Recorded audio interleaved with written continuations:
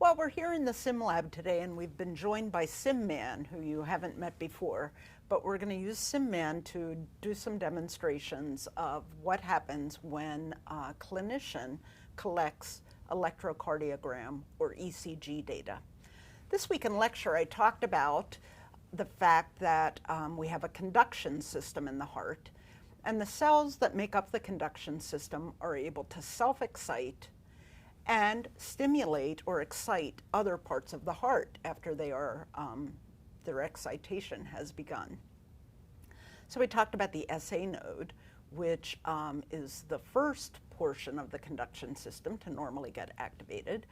And the SA node gets activated, and it causes an excitation signal to spread across the atrium.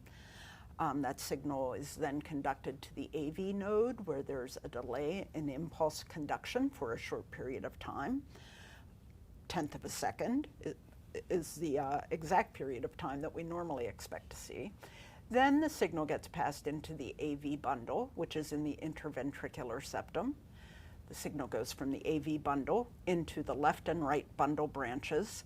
The bundle branches continue down the interventricular septum, and down at the apex of the heart, the bundle branches branch a lot to form small Purkinje fibers that pass into the free walls of the ventricles.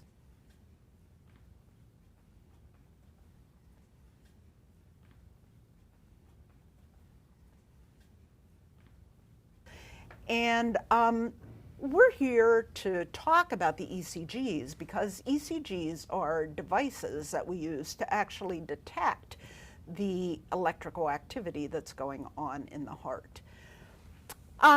When we set up an ECG, what you'll see happening is that electrodes, and there are many types of electrodes, but electrodes of one type or another will be positioned on the body. Megan, where? Well, we need 10 if we're going to do a 12-lead EKG or ECG, which is typically what will be done in a practitioner's office. So you're going to have 2 limb leads, and those are either kind of here on the upper chest or on the arms. Even down as far as the wrist, right? Right. And then 2 lower limb leads, one on each leg or down at the foot. And then you're going to have 6 precordial leads, which go across the chest, starting at about the sternum and kind of down around the left side of the heart. And so these electrodes are sometimes called leads, but the electrodes will actually have wires attached to them that are also called leads. So this can be a very confusing kind of terminology for lay people to get a handle on.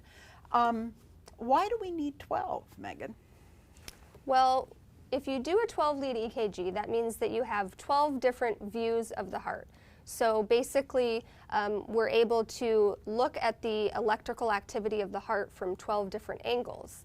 And that gives us 12 different pictures of different sections of the heart, basically. So the basic electrical activity is the same, but if there is some problem in a particular portion of the heart, if the heart muscle is damaged and there's a problem with the ability of that muscle to conduct the electricity, then we can pinpoint when we have 12 leads which area that's happening in.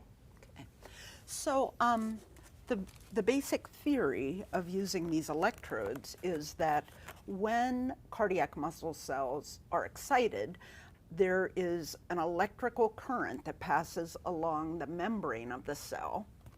And that electrical current not only passes along the membrane, but it also passes through the body fluids and can actually pass to the body surface.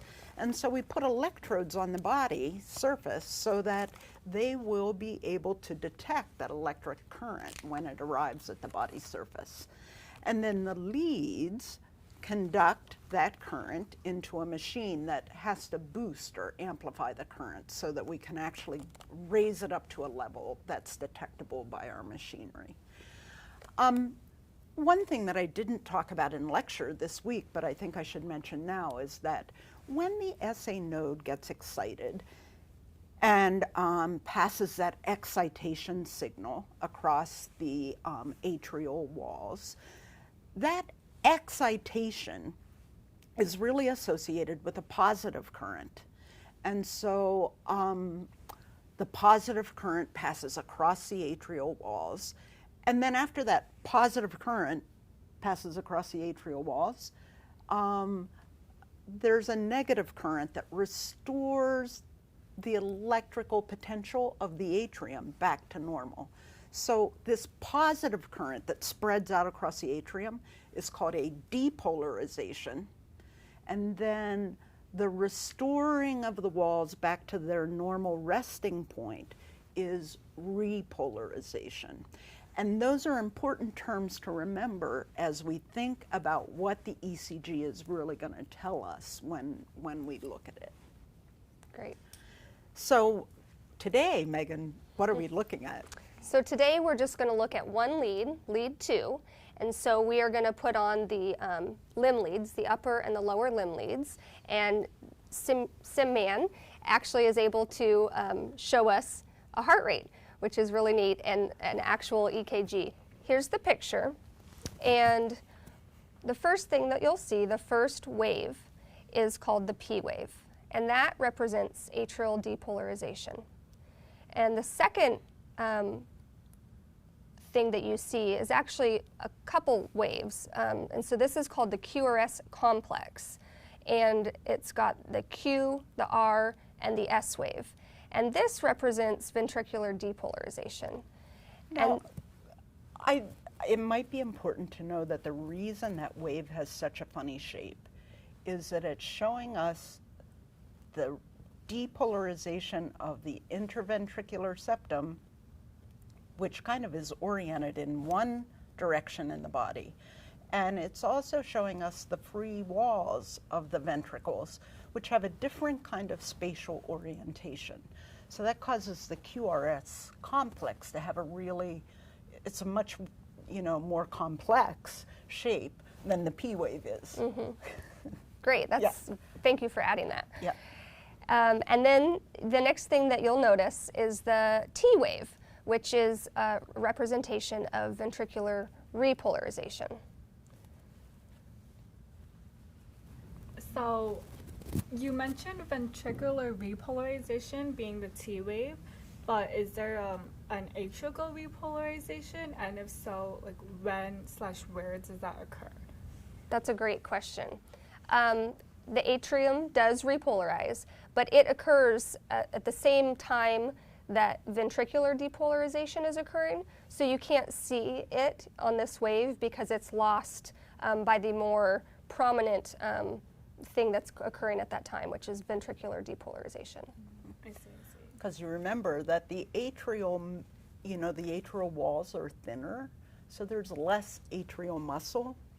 The ventricular walls are thicker, there's more muscle there, and so the electrical currents in the ventricles are just so much stronger that they kind of hide the atrial repolarization. So now I have a question for you. In between these wave forms, there are flat lines, and we call those isoelectric lines. So in between the P wave and the beginning of the QRS complex, there's one of those flat lines or isoelectric lines.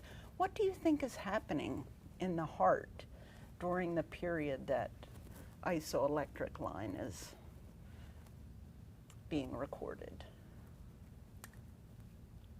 Well, if it's isoelectric, could it mean that there's no activity?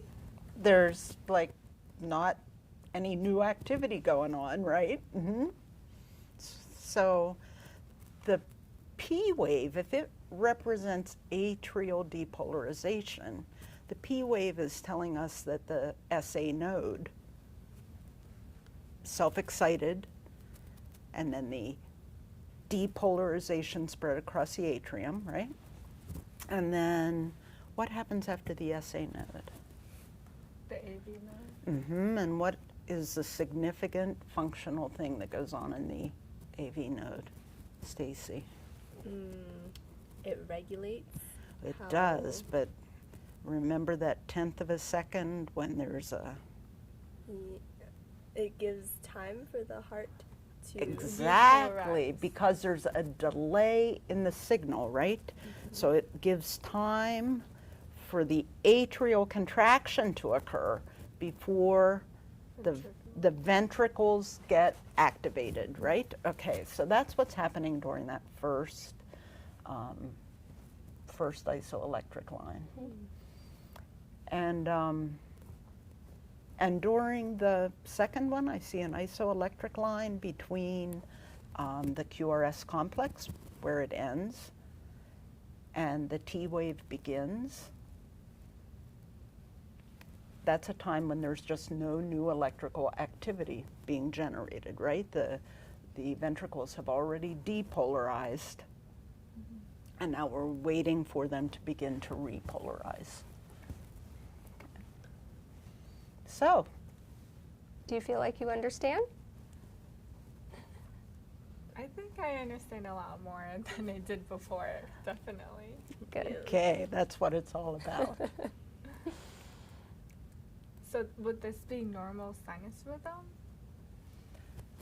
Right, this is normal sinus rhythm. So these are the components of normal sinus rhythm. And if somebody had an abnormal heart rhythm, then you would see different waves. And we won't really get into what that is, but yes, this is normal sinus rhythm. Great.